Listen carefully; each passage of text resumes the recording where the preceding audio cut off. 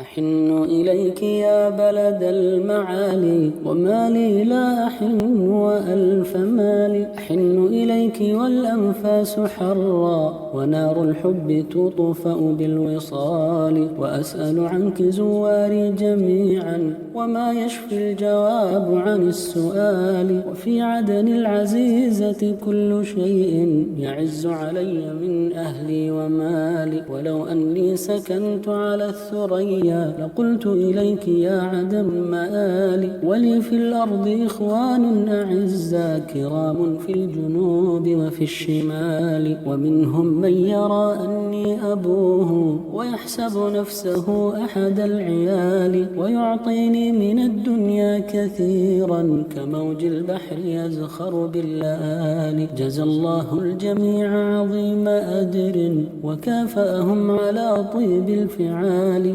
ولكن معهدي وله حياتي بذلت، وما جمعت من الحلال. وكنت أعيش في عدن إماما لأعظم مسجد وبه اشتغالي. وكنت خطيبه والناس حولي قد اجتمعوا ليستمعوا مقالي. وكان الدرس يوما في البخاري، وفي سبل السلام مع الرجال. رجال العلم والآداب حقا، وواحدهم هو الرجل المثالي. وللتفسير نعقدها دروسا، وإن حدثت فالإسناد عالي. وما ابن جرير وابن كثير إلا شيوخا قد ملأت بهم خيالي. فيا حلقات درس العسقلاني، غيابي عنك أمر كالمحال. ولن أنساك لا والله حتى أوسد في الثرى بعد انتقالي. ولن أنساك لا والله حتى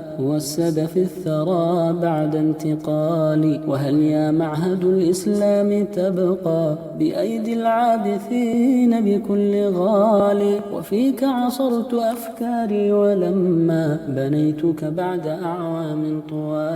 أتاك العابثون بكل جهد، وصرت إلى الذي بك لا يبالي. إلى باذيب أرسلها دموعا، ومن